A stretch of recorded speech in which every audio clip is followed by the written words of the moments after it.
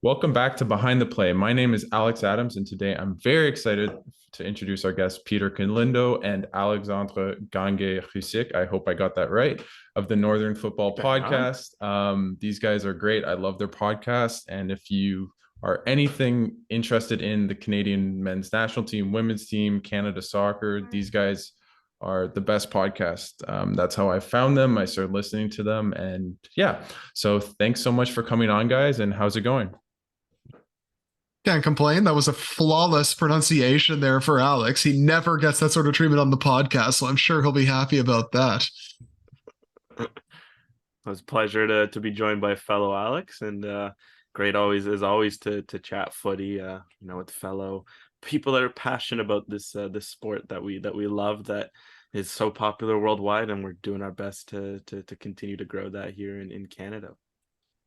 I wanted to just first ask you guys both, when did you first kind of think about a career in sports journalism? I mean, I've just always, loved soccer. So it's always something that's been there. I mean, didn't end up starting writing till about 2019. And even for then it was for fun. And I think, yeah, I mean, from there, it's just always been a passion of, okay, there's so much going on in terms of 2019 when I started, like MLS was really starting to hit a good spot. CPL had just started. So it was, okay, let's see what's going on here. The Canadian national teams, obviously the women were at a great spot. Felt like the men were on the cusp of something. So it was nice to hop on that, just do my best to write, because there was a passionate fan base. You could always see that right away. I mean, I've always been a Canadian soccer fan, so I kind of knew that. But just there felt like there was a lack maybe of stuff. I mean, obviously I'd always read Peter's stuff, people like John Molinaro's stuff, but beyond that, there wasn't many people. So I figured I'd give it a go. And now today it's just been so much fun. Like, that's at the end of the day, that's what I just love waking up, and it gives me, a lot of joy to go out and do that. So from there, it's been okay. It's great to see where everything has gone over 4 years. And I don't think that fun has left. It doesn't really almost feel like, say, like a job or career. Maybe it's too early for even to be throwing out those words. It feels weird in my head just because I enjoy doing it, and I enjoy having that passion for it. First of all, every time Alex says that he read my stuff when he was younger, it always makes me feel twice my age than I actually am. And I'm not even that old. So thank you once again for bringing that up. But mine's pretty much the same as Alex, in that I had a passion for sports, but mostly soccer when I was growing up. I played it constantly when I was a kid. I played at a relatively high level in BC, but at that time, there weren't a lot of pathways. Really, it was either university or you somehow get discovered and maybe go from there. And even then, your chances were minuscule. So when I was 15, 16, I started writing on my own. Some friends had some websites they started off. That's how I kind of got into the writing side. I never saw myself as a writer, really. But the more I did it, the more I enjoyed it. And then once school started, I just tried to get stuck in, tried to write as much as I could. And eventually, after graduating, I got the internship at Sportsnet and parlayed that into some freelance roles, really across the digital side, associate editor, social media editor, occasionally doing some soccer articles, which Alex, as he pointed out there, read constantly as much as he could. And then really ever since, I'd say 2016, 17, it's just gradually grown, where more and more opportunities start to pop up as the sport starts to get more popular. And I mean, case in point, this World Cup is going to be massive, I think, for really fans of the game, for media members, for the players, everybody associated with Canadian soccer. And that's what's so exciting. I just wanted to jump in on what you just said there, Peter. And the question goes for Alex as well. Are you guys optimistic that more jobs and pathways will open for journalists, like for Canadian soccer media, after this World Cup? Well, what's interesting is, for the last couple of weeks, a lot of outlets have asked me, hey, are you available to do a piece on this or a piece on that? And what the common theme is none of them are really based in Canada, which is what's interesting, because MLS reached out to me in June 2021 when it looked like Canada was going to get to the Ocho, and then they brought me on to cover everything related to the national team. And some outlets in the UK have reached out. Some outlets in Europe on the continent have reached out. But what's interesting is that really none in Canada have reached out. I think that's the issue, is that there is such a, it's not even a monopoly, but a duopoly in media, that if you don't work for one of the big two or you don't work for One Soccer, then there isn't really much else out there. Now, hopefully this does show the higher ups in all of these media companies that there is a thirst there for not just Canadian soccer, but soccer in general. Like, I can divulge that whenever we do Canadian soccer content, it's among the best performing articles on sportsnet.ca. Like, it's right up there with the baseball, with the Maple Leafs, with everybody else. So it goes to show you that there is a fan base there. People are interested. And the more that the team gets exposure, the closer we get to the World Cup, the higher it climbs. So it'll be very intriguing to see if maybe that has something to do with it, because at the end of the day, a lot of these companies look at the bottom line and go, okay, are we getting value for money here? So maybe that is what maybe spurs them to give people more opportunities, and maybe other media companies to start investing into it, because it's very clear that there is a market for it. Yeah, I'd say it's kind of like a flip side to it. It's like, on one side, like Peter mentions, it's definitely going to be up to the companies. Because I mean, in terms of investing, realizing that potential is there and that, okay, they should find a way to extract it. And then, because I mean, I think it feels like the sport is, again, it's like it's at a point where you see flashes where it really blows up and you feel like, okay, this could be a consistent thing. If the interest is there one day, it's probably going to be there, the other. And then on another point, I think it just needs more people to continue to go out and showcase their passion. I think what's been great about this World Cup qualifiers runs is you're seeing more podcasts, you're seeing more articles being written, because at the end of the day, some people might not always like that, but I think, it's good to have more voices, it's good to have more competition, it's good to have that, because I think it, like we were talking before the show, I think people deserve to have more content, and when I think there's more content, people realize, okay, if there's a lot of people doing this and people are reading their stuff and really engaging with it, that, okay, there is an interest that might be worth having a look at. I guess I wanted to go off that because, like, and as you guys know, but maybe not the listeners, the Canadian men's national team and women's team have had, I would say, a not the greatest relationship with the Canadian Soccer Federation. And I just wanted to ask you both, how do you think that's kind of maybe impact that linear progression that I think was building after Canada made the World Cup? And do you think this could affect the team at the World Cup as well, and maybe the women's team next year at the World Cup, at their World Cup? Well, I don't think it'll impact performance. Okay. Because I think that with legal representation for the players and them focusing on the majority of that, I think it's alleviated the pressure off of the players to do this themselves, while also focusing on their jobs, which is, of course, going out onto the pitch and performing. And I think they're aware of the magnitude of this achievement and the opportunities that are being given to them, that they're going to be very focused on the task at hand. So I don't think that's the problem per se. But the fact that we are, at the time of recording, we're less than 3 weeks away from the men opening the World Cup against Belgium, there's still no deal signed. We are, 8 months or so away from the Women's World Cup, and there's still no deal signed, even though as of June, July, maybe August at the latest, talks were supposedly going well from both sides, at least from the women's perspective and the federation's perspective, and yet still no deal. So the whole thing, to me, it almost seems like there are opportunities there to be able to, I think, make the most of a bad situation, because no doubt the CSB deal complicates things a little bit. But when you have imaging rights for the players, when there are opportunities there to recoup some lost money, not to mention maybe look ahead down the line and say, okay, we're going to get improved match fees, probably. We're going to get slightly improved bonuses, probably.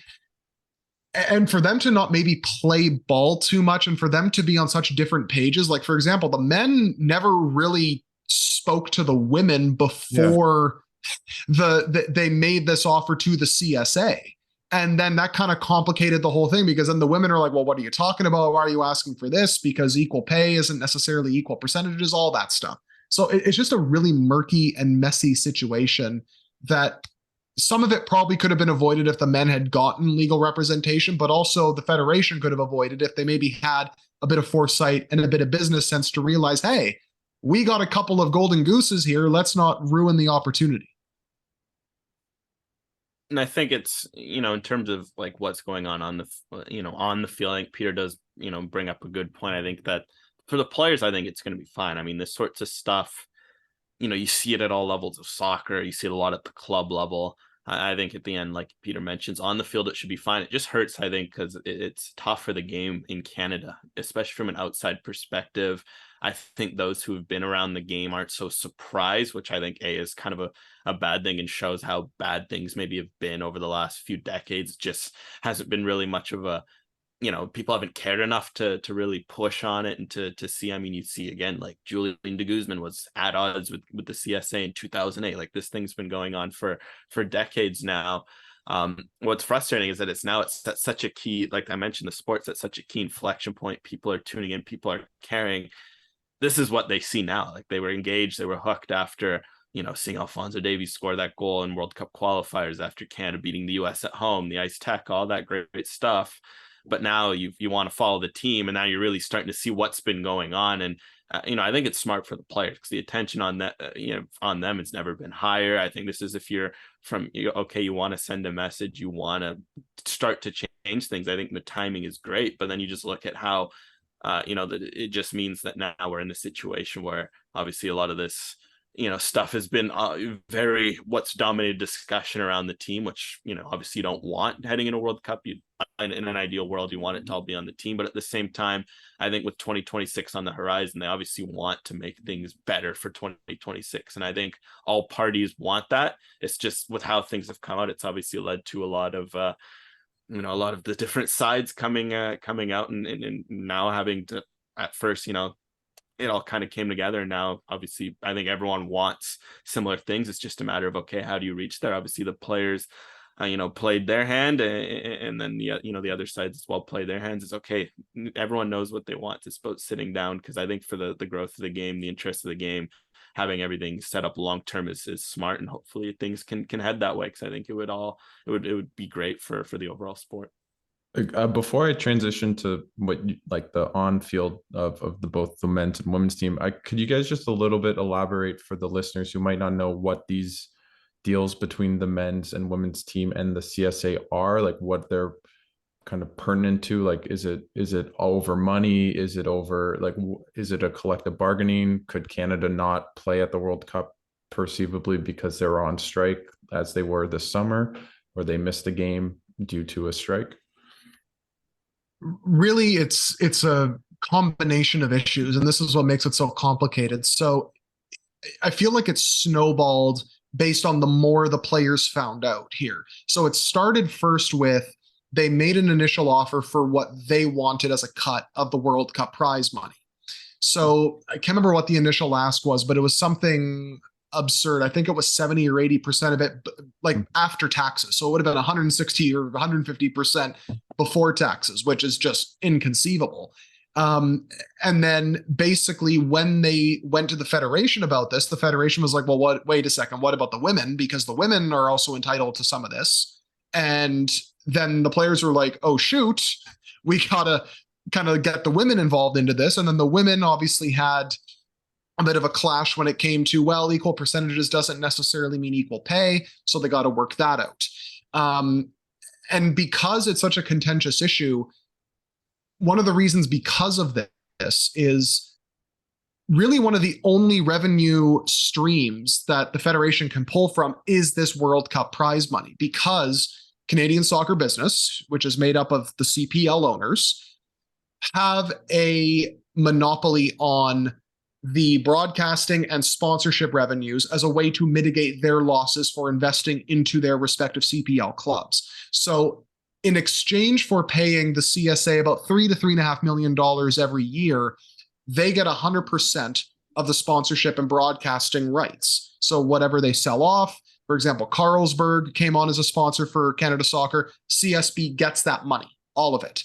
And then some of that might go towards the $3.5 million that they owe the federation, right?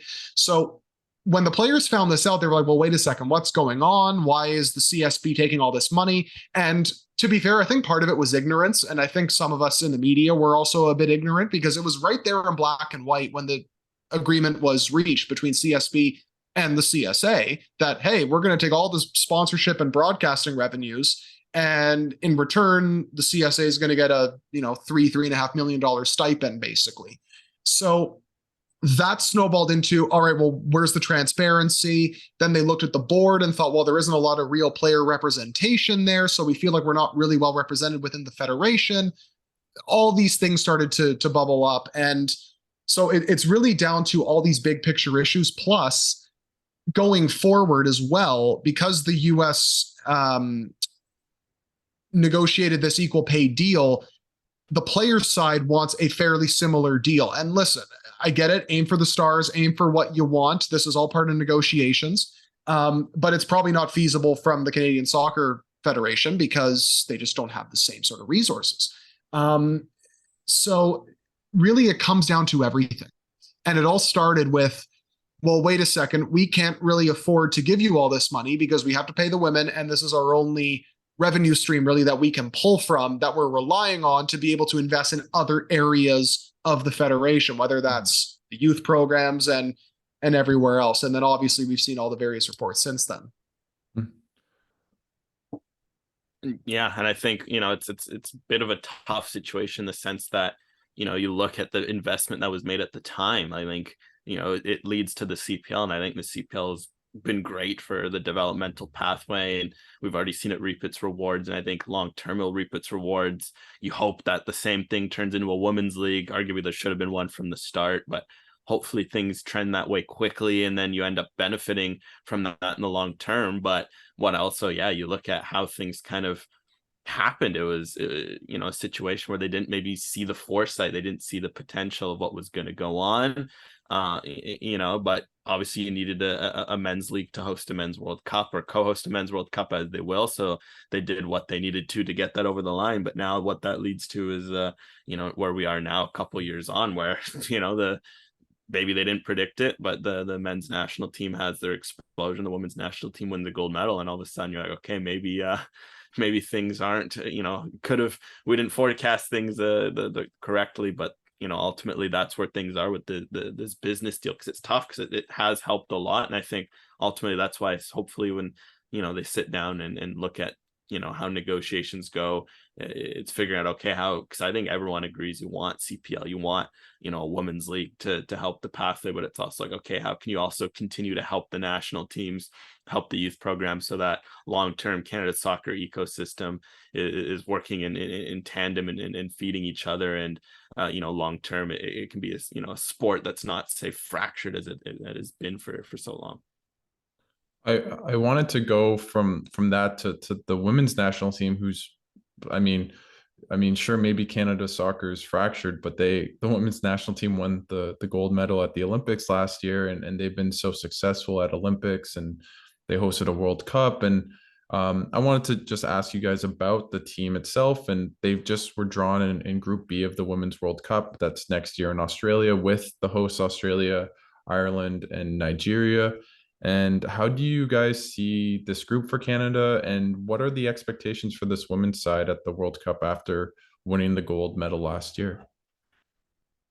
I mean, I think this is going to be a big tournament for them. I think it feels like, unfortunately, we might have to start saying this might be Christine Sinclair's last dance. Like we might, obviously knowing her, she could also very well play till she's 45 and has 3 more major tournaments in her. But I think at this point, it's starting to be her last dance. So you want to go out and do well and win, but it's going to be tough. Like the European games skyrocketed with the investment they've put. Other continents as well have taken a big step forward.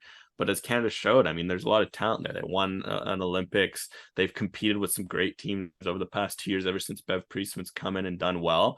So I think obviously that first at the group, they have to to go out and win it. They have to go out and be a mentality that if they want to be a favorite, they have to play like a favorite. And what's been nice is that they've been trending that way. There were certainly some moments at the start of Bev Priestman's tenure, even post Olympics, where you're like, okay, there's some areas to work out. Where is the offense? What's going on in midfield? Is Canada starting to be stale? And what's been nice about Priestman is she's slowly been addressing all that issues. She's kind of rejigged the midfield and gotten some youth. I mean, the defense is elite. It's been elite for a while, and that hasn't gone away. There's more and more talents coming up in attack. So I think you look at Canada's talent, you look at the pedigree, there's no reason why they can't go and do well at the World Cup next year. So although it's tough, they're going to have to act like favorites, or maybe some sort of favorites. I think, if this is indeed Christine Sinclair's last dance, at least going out in the top 4 would be a great way to end it off, if not go and even further than that. But it's going to be seen. Again, it's going to be tough. Like there could be some tough matches in the round of 16. It could be in the quarterfinals. Like, it's not going to be easy, but I think, shooting for top 4 should be what the team's striving for. And I think that's what we've seen from them recently, at least. And they've slowly but surely started to put it together across the pitch. We knew they had the attacking talent to be able to open it up and play expansively. But since I'd say the last couple of windows, they've been putting together a more fluid looking midfield, a more balanced midfield to get some dynamism in there, but maintaining the defensive solidity that they've been able to utilize at past tournaments, whether it's the Olympics or the World Cup. Defensively, they've been very solid, even without some of their starting defenders. Like, pretty much half their back line has been injured for the last couple of windows. And now they're starting to get those players back here. So if everybody stays fit, especially as we look ahead to those windows in the new year, as well as leading into the World Cup, they can get out of the group as winners. It is a balanced group for sure. It's a competitive group, but definitely attainable to top it. And then from there, really the sky's the limit. If they can get to a quarterfinal, which has kind of been the obstacle for the last couple of World Cups, then from there, you just honestly never know. And I think that they have the balance, and based on how they're progressing, they have the talent to be able to do that. I want to now transition a bit to the men's national team. What was it like covering the men's national team that eventually made the World Cup, and what are your most fondest memories of that run? Oh, wow. I think Alex has a lot of them, many of them off the pitch, but anyways, some of them were shared with me. So, well, in terms of actually covering the team, the moments that stand out to me, if I guess I could start there, going down to Hamilton and watching them beat the US in front of, what seemed like more than 9,000 people at Tim Hortons Field. And I think it's probably safe to say there were more than 9,000 people there. And just the overall excitement there was, because that win, I think, all but clinched Canada's spot at the World Cup. And a lot of people realized it. And just the reaction to it, and just how, and I know this sounds crazy, but just how busy the day was, like basically from start to finish, because myself, Thomas, Alex, all of us, we went down to Hamilton, we covered the game, we come back up. I know Thomas and I had to record a post-match podcast that night. I was up until 2 or 3 in the morning editing. It was amazing. I mean, it's why you get into the industry. It's for moments like that, and just the excitement the players had in speaking to us, the excitement in Herdman's voice when he spoke to us.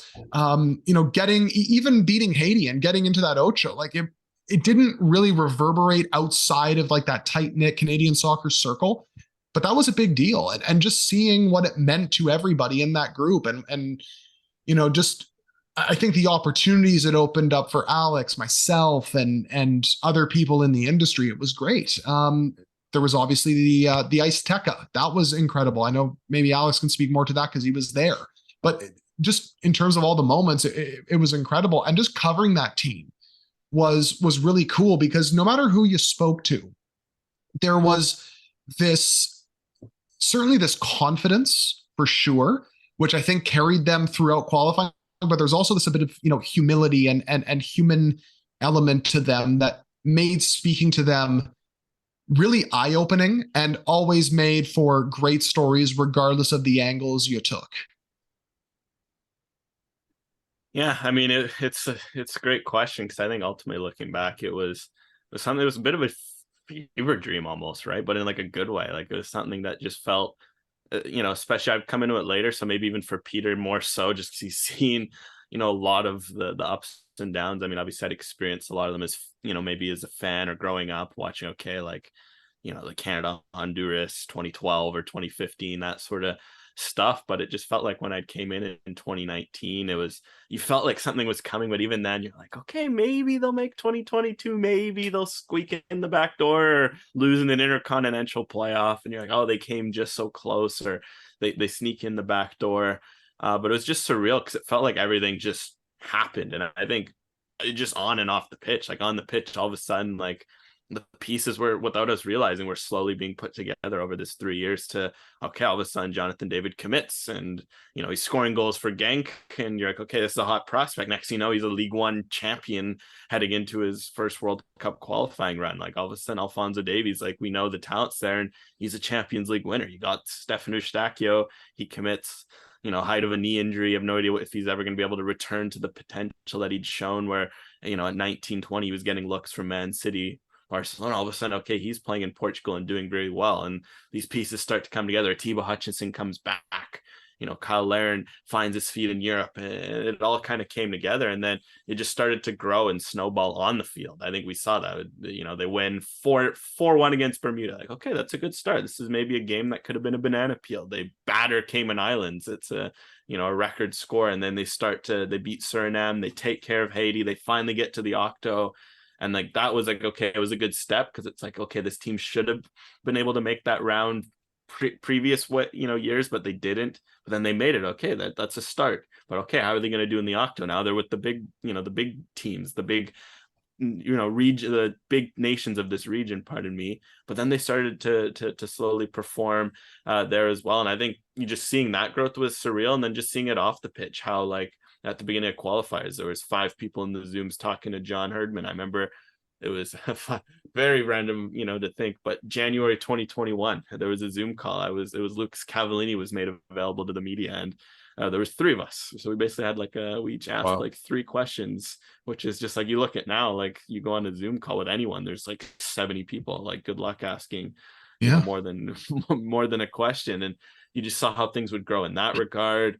All of a sudden you'd tweet about Canada soccer before you'd maybe get, 2 likes, would just kind of disappear into the Twitter timeline. And now you got all these people commenting, people all of a sudden asking you, like, what's going on with the national team? You got friends saying like, oh, like, you got this sort of interest growing, etc. And that's what's been most surreal. And then I've just seen it personally, maybe from my career as well, where I've just, was blogging for to keep up, because I wanted to, writing about the team. And then all of a sudden you just see more eyeballs, more people engaging, more people reading.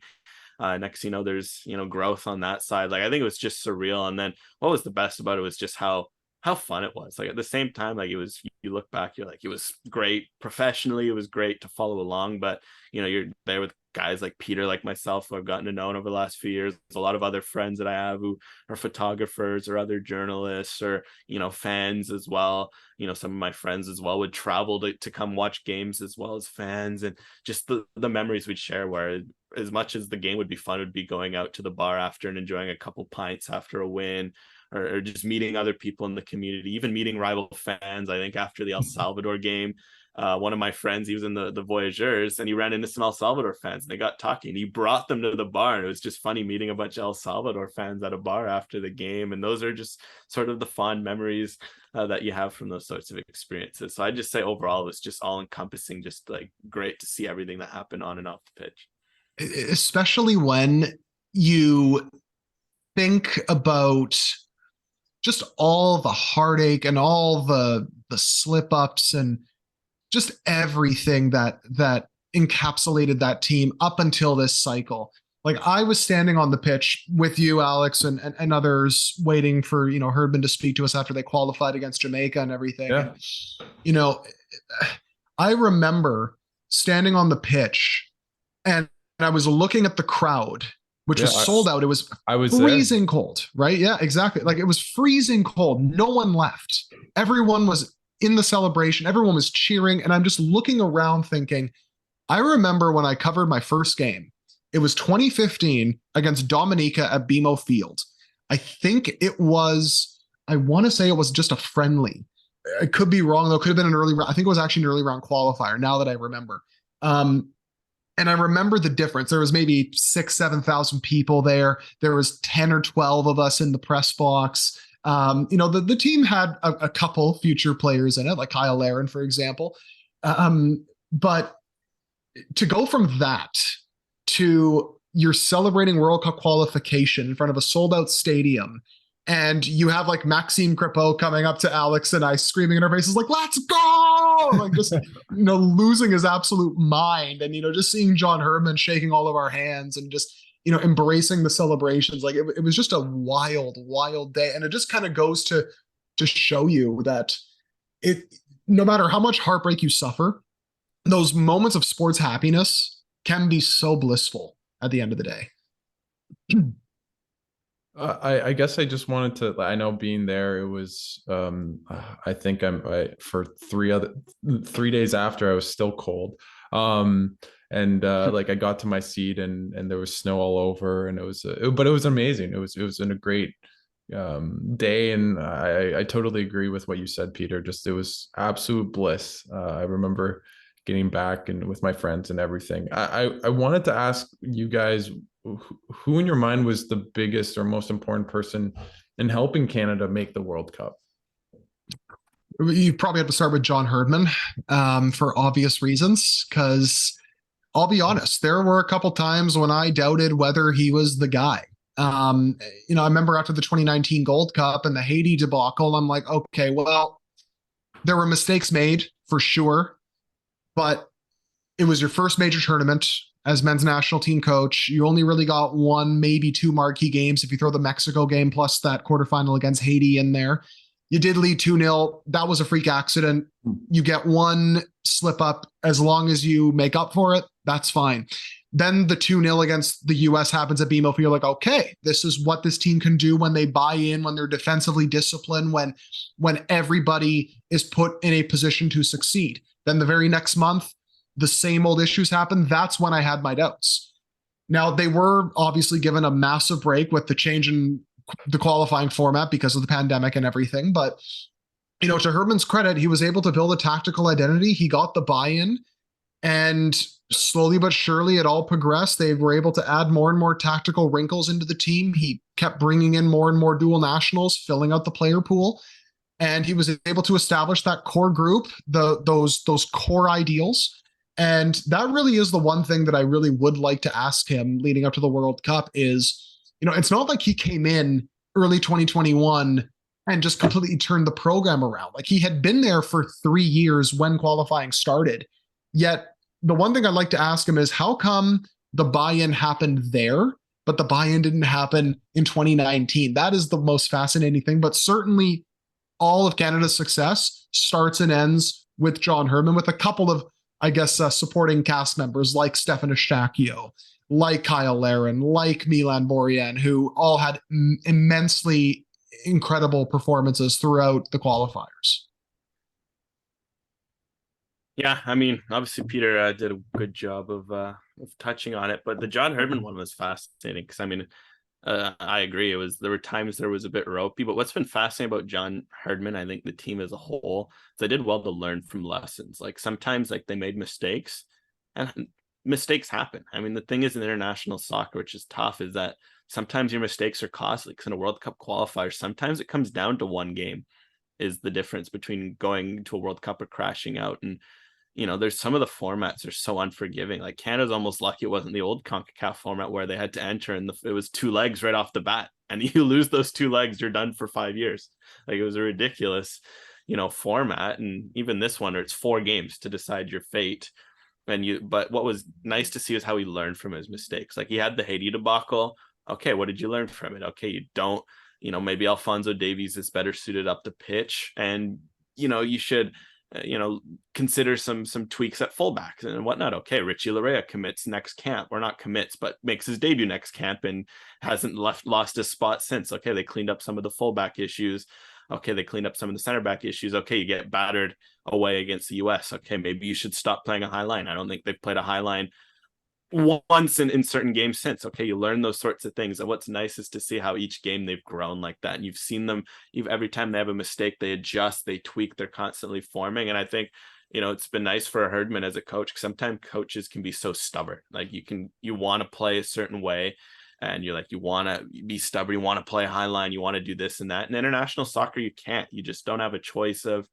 You see the US, they're maybe trying to do it. They want to play high line. They want to play in possession. Great. You play nice football, but then you have issues where you're leaving great center backs at home, for example, just because you want guys who fit the system. Whereas Canada, you can't have that luxury. If you're leaving guys at home because they don't fit the system, you're going to really, handicap yourself for no good reason. You're going to handcuff the way you're able to build a team. So for him to not be stubborn, and for Canada, it's fitting in a way that Canada embraced the style that was no style. They were going to adapt. They were going to be flexible tactically. Some days they're going to hold the ball. Some days they were going to counter.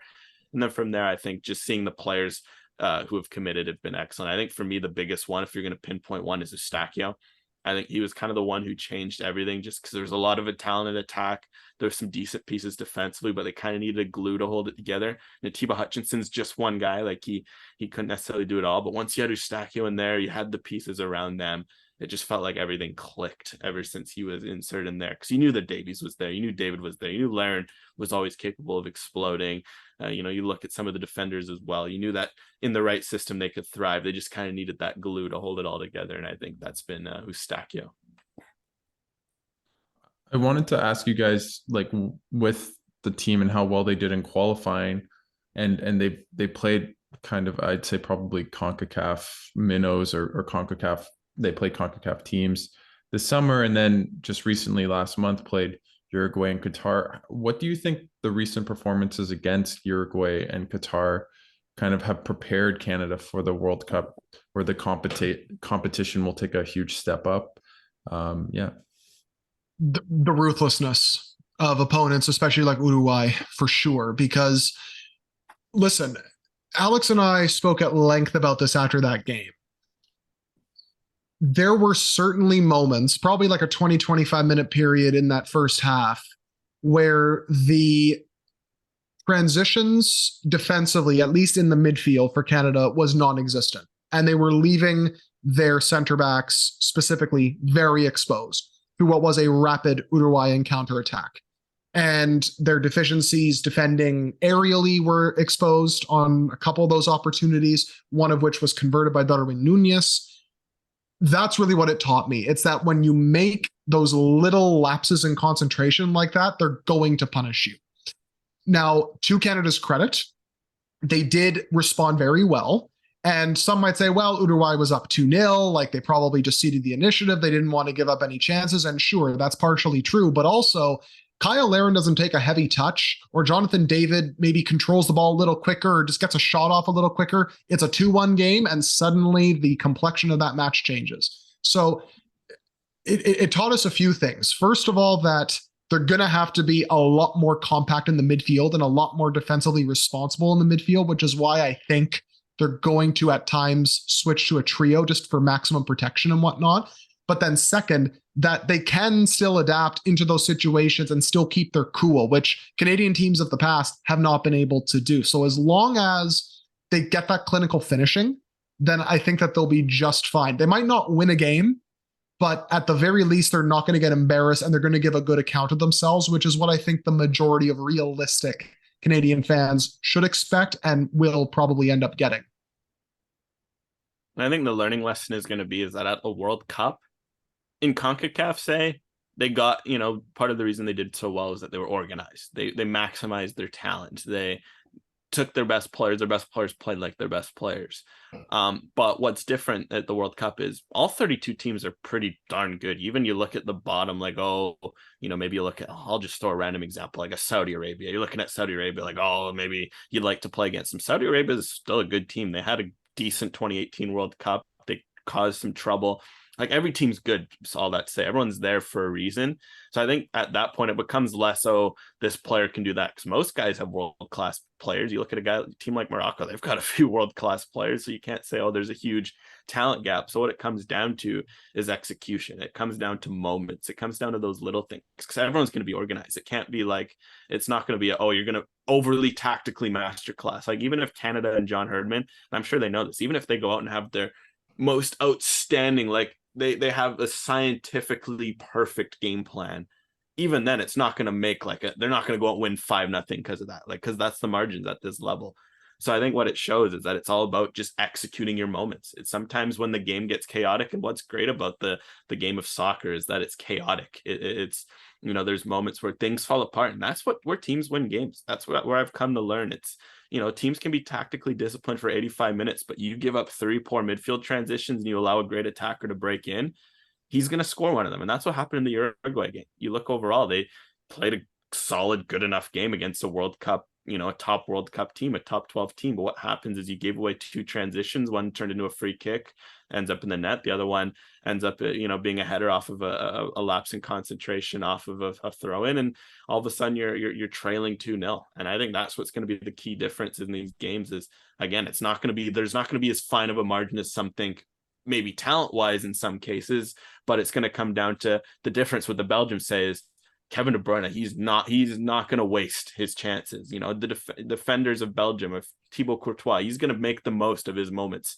No matter who's the striker of Belgium, if it comes to him in the box, he's going to finish. So if you're Canada, when the ball comes to you in the box, you got to finish. When you have a chance to take a shot or make an aggressive pass, you have to go for it. When you're defending, if you have to take a foul, you take a foul. You have to make sure you get behind the ball and just make sure you minimize those moments that end up deciding soccer games, because that's ultimately what we've learned, is that soccer game is moments. Do you guys think that potentially like an advantage of Canada at the World Cup is that they have those game breakers, that they have a guy like Alphonso Davies, Jonathan David, Tejan Buchanan, even Eustáquio to a certain extent, in terms of that they can, sure, in the Uruguay game, as you guys mentioned, they were the ones that kind of had the slip ups and it led to the 2-0 defeat, but they could almost play that kind of game and be successful at the World Cup. Yeah, it's massive. And case in point, Davies had 6 key passes against Uruguay. He was very clearly one of the team's best players in that game, if not the team's best player. And that's what you need from guys like that. David had a bit of an off day, but he got into the positions to score. And you back him 9 times out of 10 to put one of those chances away if he gets the opportunity again. So as long as that trend continues, they'll be fine.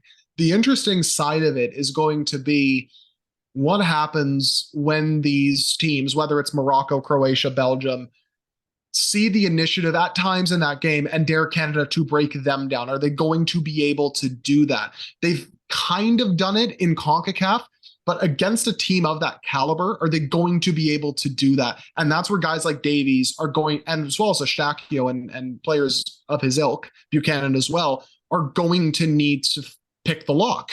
And I think on the surface, I'm fairly confident they can do it, but it's going to be a major challenge. One, to especially Davies' credit, though, that he is starting to get more comfortable in. If you see his performances for Bayern recently, he's definitely becoming a lot more savvy in terms of, drifting inside and taking on defenders and releasing the ball a bit quicker too, which is going to be massive because nothing will pick apart a compact defense like fluid, quick passing and movements off the ball. And yeah, I think ultimately in these big games, we talk about moments. Well, who tends to step up in moments? It's your best player. So I think for Canada, they're going to need them to. And it's great that they have that capacity. Like that's what's exciting about seeing Stefan Eustáquio go out in the Champions League and score clutch goals and have big defensive moments. That's what's key about Alphonso Davies winning a Champions League, but also playing a big part in that Champions League, etc. You go Jonathan David, we don't have to go through that. Tejan Buchanan.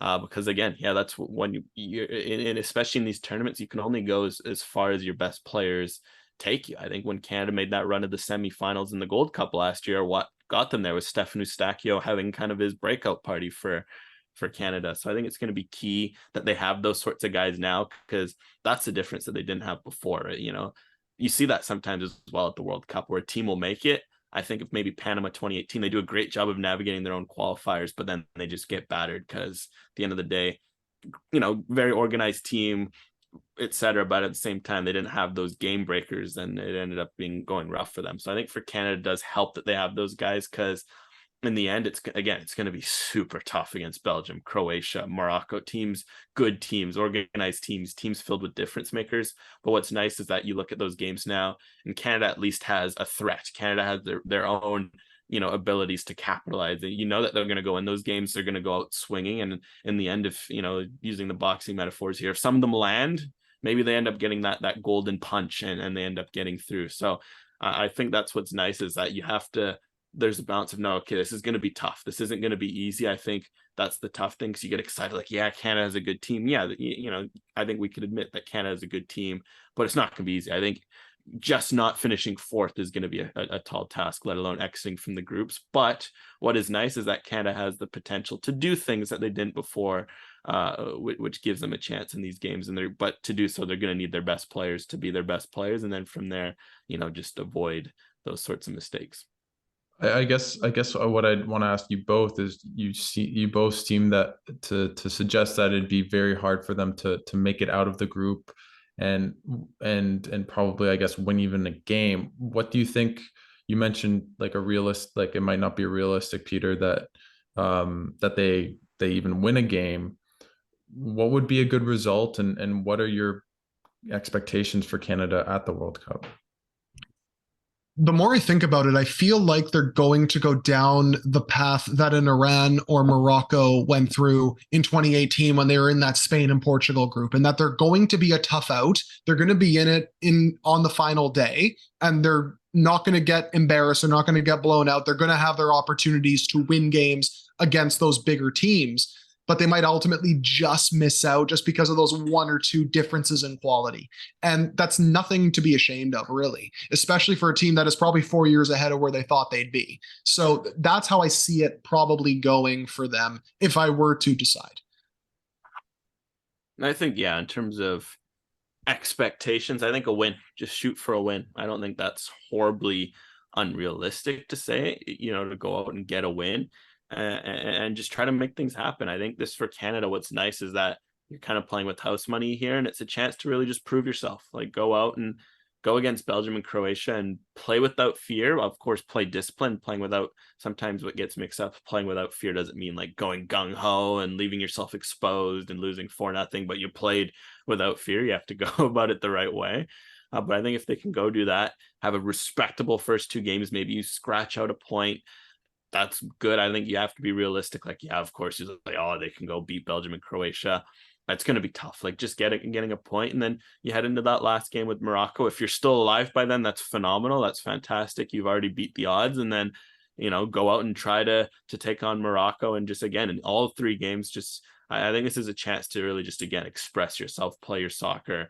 Because in 2026, it's going to be a different story. There, you're going to have 4 years. You're going to have a chance to mature. You're going to have more tests. Some of these guys are going to be in their prime. Okay, then you can start to raise expectations. But with it being the first time, you can go in there with low expectations. But also at the same time, you want to go out there and respect yourself. You don't want to go out there and leave all 3 times having been battered. So I think for Canada, just going out and aiming for a win and some goals to kind of get those monkeys off the back would be huge. And then from there, just see what happens. Who is the player that you think might be like the most important player for Canada if they're to succeed next month, or this month, I guess, in the World Cup? I've kind of decided that I think Eustáquio is the most important player when you're playing in CONCACAF. I think the most important guy when you're playing at that level is going to be Alphonso Davies. I know it's a very simple answer, but he's going to be the game breaker. You need him to be your best player. And that's not to say that Eustáquio won't be important. That's not to say that Buchanan won't be important, or, take your pick here, really. But if you want to compete at that level, and that I think is probably the difference that Canada has in 2022, that say in Iran and Morocco, maybe not so much Morocco because they did have some talent in 2018, didn't have individually in 2018 when they were trying to get out of their group. So that could be the one real X factor here. And the way Davies is playing, he's going to enter this World Cup on a real high. So it's going to be fascinating to see how he kind of rises up to this challenge and kind of puts Canada on his back. I mean, a lot of good answers to there. Since Peter went for Alphonso Davies, I'm going to go with Stachio. I just think in terms of you look at all the guys like Buchanan, Davies, David, those three, I think are all going to be very huge, especially Buchanan, because everyone knows Davies and David, but Buchanan's kind of that forgotten third guy and he can pop up. But I think for any of them to have even a platform to succeed, they're going to need Eustachio to do his thing in midfield, to get them the ball, to hold things down defensively. So I just think because of that, I think he's going to kind of allow them that platform, just especially because the midfield is going to be such a battering zone in all three games. You look at all the guys they're going up against, De Bruyne and Modric. You're going to need to have some sort of solidity in midfield. And I think for Canada, that starts and ends with Eustachio. So I think, of course, Davies is going to be huge because, again, he's the kind of guy that will break open games. But I think the guy that will keep them in games in the first place is Eustachio, which is why he's so key, because you can have a guy like Davies, but it won't matter if the game's 3-0 and Canada's getting overrun in the middle. So, I mean, there's no bad choice, really, but I'm going to go with Eustachio. And I guess what is this team's biggest weakness or area of weakness going into the World Cup and that you guys you think they really have to address to be competitive? I'm torn between their defending in the air, and I would just say the overall pace in the midfield. Now, I think the overall pace in the midfield will be countered if they play a trio. I think there's a way to get around that because there are some areas of the team where they're maybe not the quickest, like center back, for example, and they've been able to cope just fine. But I do think that their lack of aerial prowess, especially in guys like Johnston, provided he is playing in that hybrid center back / wing back role, that's where they could get exposed, especially with some of the teams they're going to be facing. So that would be my one area of concern, which is why guys like Steven Vittoria and even Kamal Miller, he has improved in that area over the last year or so, are going to be so decisive, which is why it might not be a bad idea just to park Steven Vittoria at the back post, make sure everything is cleaned up there because they've been punished one too many times in some games. Yeah, I think Peter does a great point in that. I think to add, I would say midfield transitions. I think that's something that Canada does have to watch out for. You look at all the goals they've conceded off the top of my head since the last few months. The 2 goals against Uruguay, the 2 goals against Honduras. You go the goal against Panama in March, the goal against Costa Rica.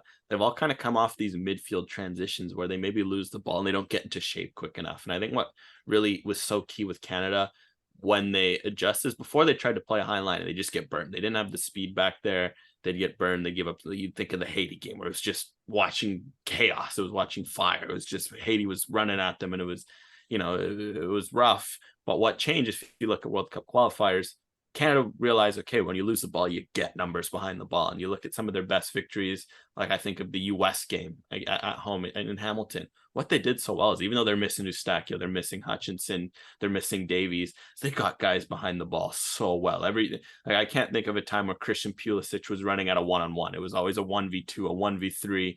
And when, guys like Alistair Johnston, guys like Kamal Miller, all these guys, that's what they'll thrive in. I mean, it's always going to be tough if you're, no matter who you are, if you're going up a 1v1 against a Kevin De Bruyne, that's probably a losing fight. It doesn't matter if you're the top defender in the world or if you're playing for a pub team. So I think for Canada, just being strong in their midfield transitions is going to be key, because I do wonder tactically if teams like Belgium and Croatia are going to see the Uruguay game and try to dare them to beat them in possession and get numbers up the pitch, knowing that Canada, A, is better in transition, and B, that they'll be more open in transition. So knowing that Canada's going to have to be okay.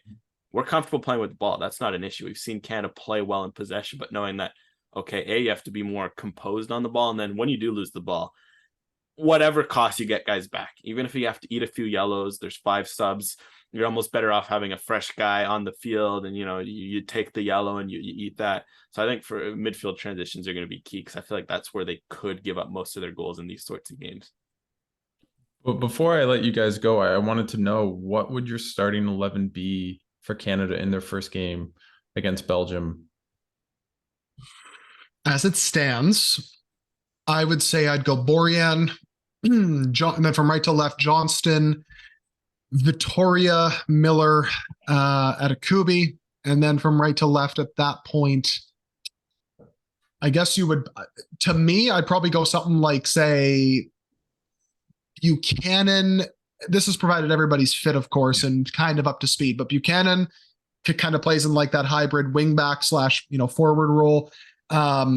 Then you have, I would go with a trio of either Eustáquio, Hutchinson, and then pick between Osorio and Hoylett, because Hoylett can also play in a pretty free role himself.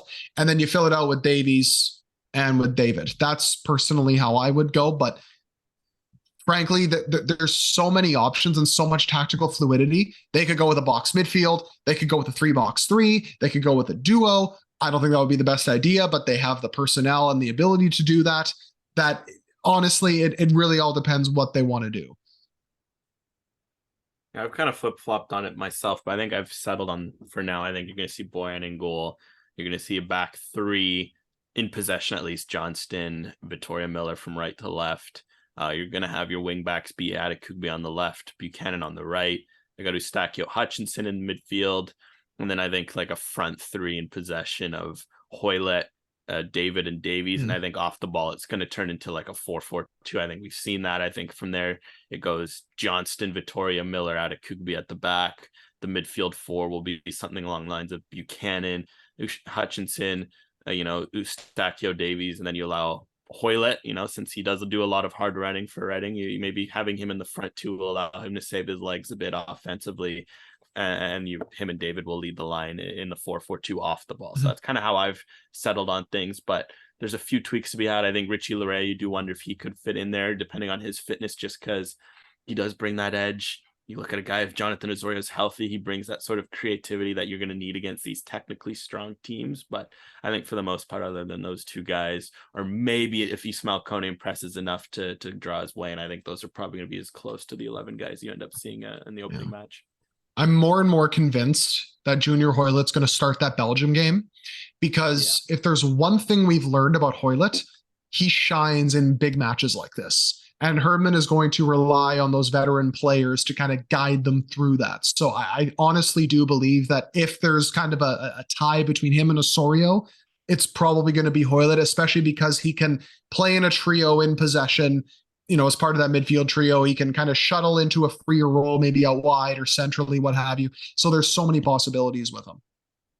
Well, thanks so much for coming on the podcast, guys. I've really, really appreciated this. And I just wanted to kind of give you the floor and to what are you guys working on? Any pieces coming like on deck, and anything exciting coming up for Northern Football for your podcast? Loaded question. I'll try to get through it as much as I can here. You can follow Northern Football, first of all, at Northern Football across all platforms, Twitter, Instagram, TikTok, all that. Subscribe to us wherever you get your podcasts. And we are planning on doing the same sort of setup we've done throughout qualifying. We're going to have pre and post match shows after each game, including the Bahrain and Japan friendlies. So stay tuned for all of those. Also, some pretty more exciting stuff coming in the pipeline. We shall see if we can get some confirmation on some of those things, but should be some fun things coming. Myself personally, follow me at Galindo PW on Twitter. And I will be having lots of content on Sportsnet related to Canada and the World Cup. Same with MLSsoccer.com. I'm going to be doing some pieces for a couple of betting outlets in the UK as well, covering Canada. So look out for those as well when the time comes. Yeah, for myself, there's a lot of good stuff with Northern Football to start, and for me personally, I'll be here in Canada enjoying it from afar. So I'll be a lot of stuff on One Soccer written, lots of audio stuff as well, be it Northern Football, One Soccer. Hopefully, a lot of interesting stuff being planned there in terms of shows, in terms of TV stuff, in terms of writing and all that. So stay tuned for that. And lastly, just want to extend a big thanks to you, Alex, for having us on. It was great to chat soccer. I appreciate the invite. So shout out to you for that. Yeah. And the invite's always open, by the way. We're always happy to chat. Thanks so much, guys. I love your podcast. I try to listen to it as much as I can, and I'm really excited to what you guys have on the horizon when the World Cup starts in, what is it, less than 3 weeks. So thanks so much for coming on.